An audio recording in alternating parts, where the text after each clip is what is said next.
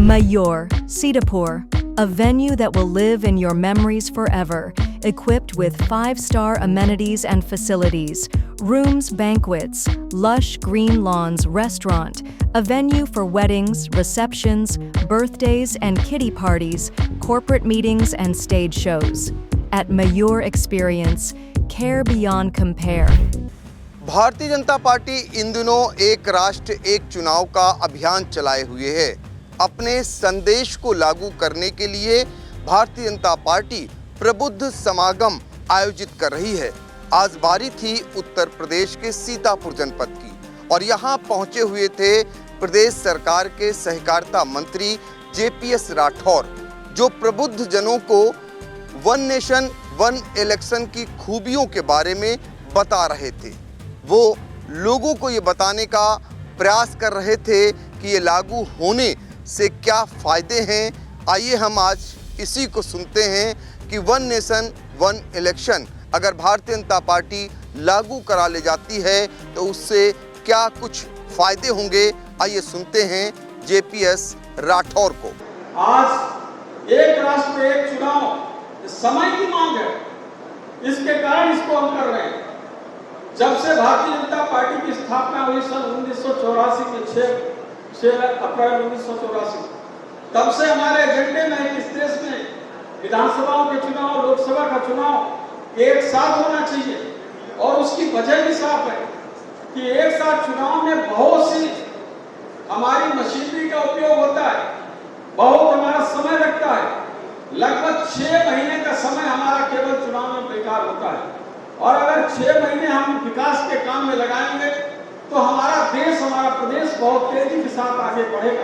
विकास के बहुत सारे काम हो जाएंगे।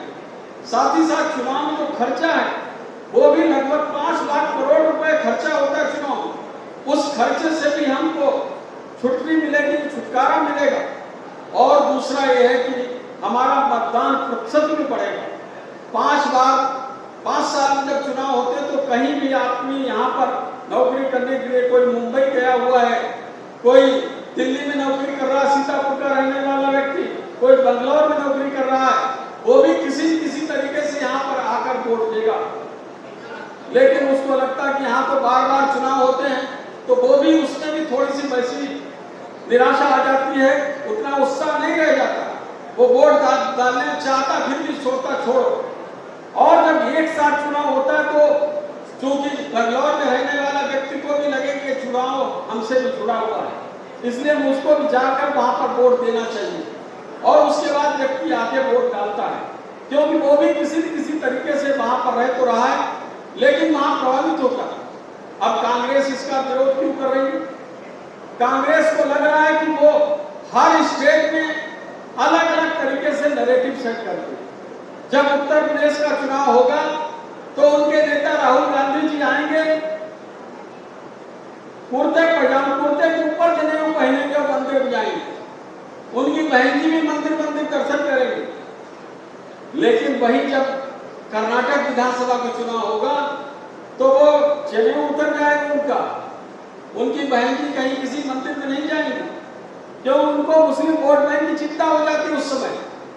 और उसको लेकर वो अलग अलग तरीके से बात करते हैं। वहां जब जाते हैं तो कांग्रेस के नेता धर्म के आधार पर आरक्षण की बात करते हैं। वो कहते हैं कि इनको जो है ओबीसी का आरक्षण घटाएंगे और धर्म के आधार पर मुस्लिम को और आरक्षण देने का काम करेंगे, और अपनी विधानसभा से वहां पारित भी करवाते हैं। तो ये अगर एक साथ चुनाव हो जाएगा तो ये इतनी चकल्लस बंद हो जाएगी। जो दोहरा चरित्र है कांग्रेस का वो उजागर होगा पूरे राष्ट्र के सामने कि आप कर्नाटक में जाएंगे, वहां के बंगलौर में जाएंगे तो वहां चुनाव के लिए कुछ बात करेंगे, और उत्तर प्रदेश में जब आएंगे तो कुछ बात करेंगे। ये इसलिए कांग्रेस इसका लगातार विरोध कर रही है। लेकिन भारतीय जनता पार्टी भारत में के लिए जो हितकर है उस व्यवस्था का हम पैरोकारी करते हैं, उस व्यवस्था को हम आगे बढ़ाने की बात करते हैं। हम कभी ये नहीं कहते हैं कि इससे किसका नुकसान होगा, फायदा होगा। भारतीय जनता पार्टी को इस चीज से नुकसान और फायदा हो फर्क नहीं पड़ता है, लेकिन यह भारत के हित में है, इसलिए हम इसकी पैरोकारी कर रहे हैं एक राष्ट्रीय चुनाव की।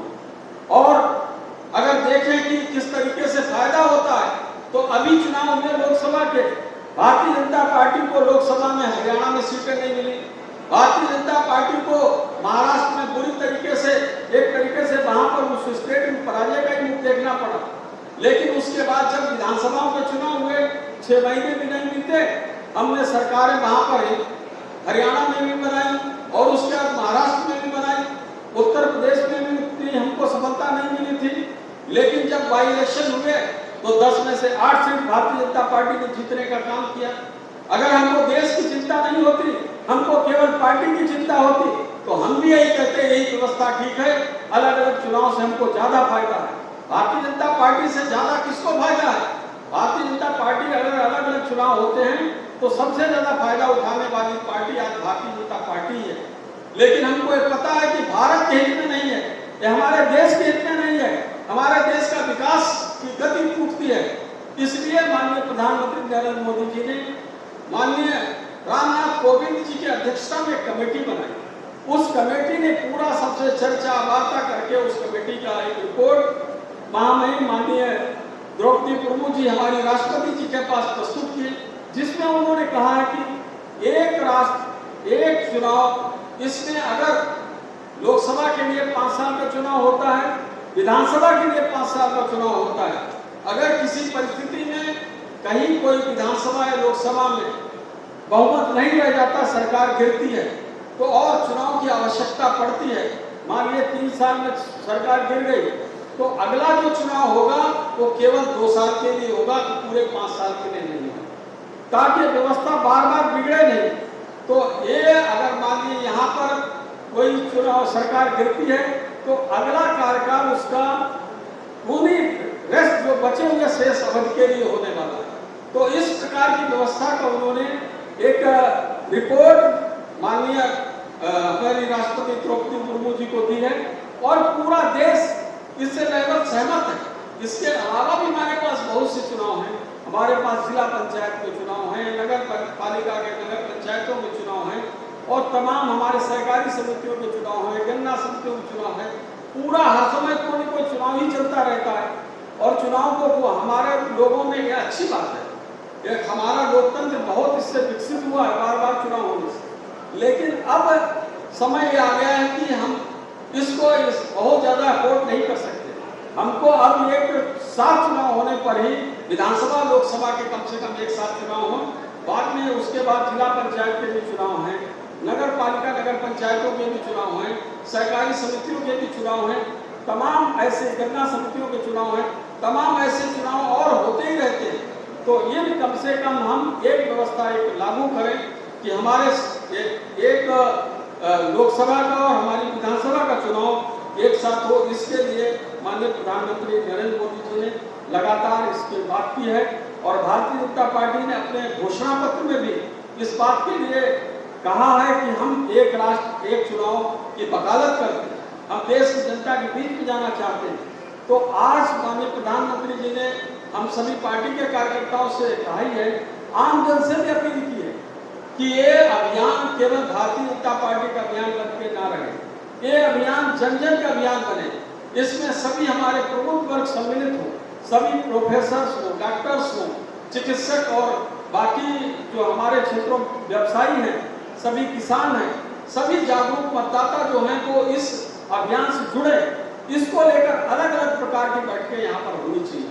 वन नेशन वन इलेक्शन को लेकर आज सीतापुर के उत्सव गेस्ट हाउस में बड़ा कार्यक्रम आयोजित किया गया। इसमें भारतीय जनता पार्टी के जिला अध्यक्ष राजेश शुक्ला और भाजपा के विधायक रामकृष्ण भार्गव, निर्मल वर्मा समेत तमाम प्रबुद्ध जनों ने भाग लिया।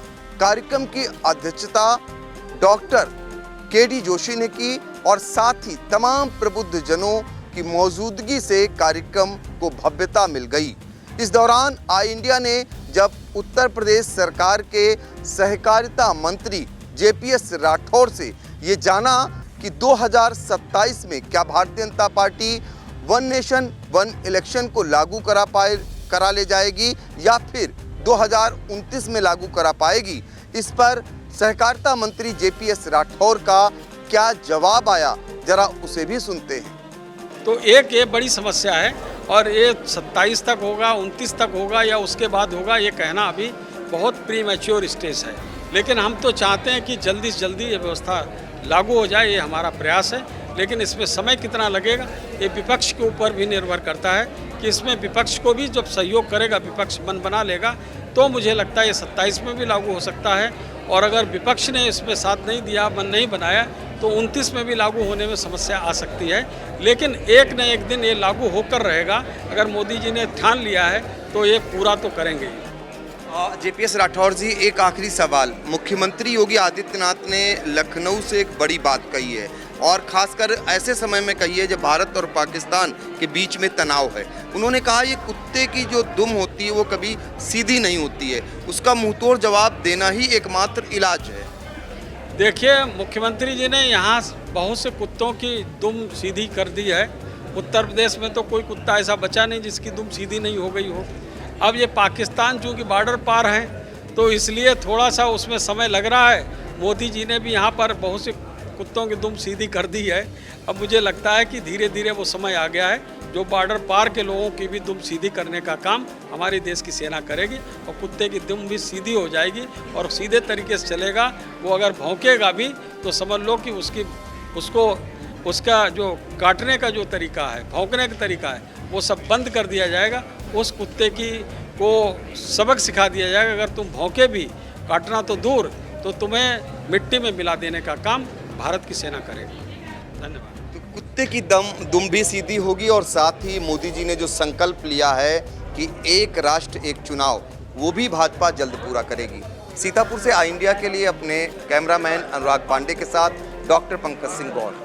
Sai Sanjeevani hospital, station road, Sitapur. Sitapur का पहला मल्टी स्पेशलिटी हॉस्पिटल जहां आपको जनरल फिजिशियन, हड्डी रोग, स्त्री रोग, जनरल सर्जरी, नाक कान गला और न्यूरो के डॉक्टर उपलब्ध हैं। साई संजीवनी में आयुष्मान कार्ड धारकों का मुफ्त इलाज और टीपीए कार्ड धारकों के लिए कैशलेस सुविधा उपलब्ध की गई है। हॉस्पिटल में आईसीयू, वेंटिलेटर, बाईपैप व डायलिसिस की सुविधा भी उपलब्ध है।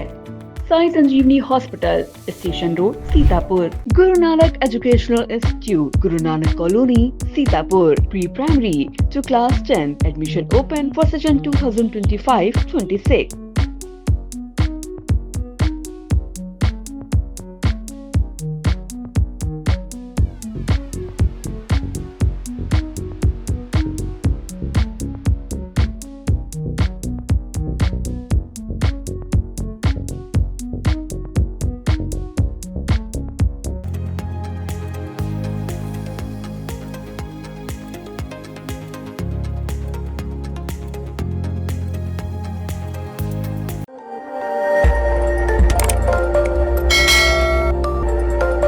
खबर आपकी, नजर हमारी।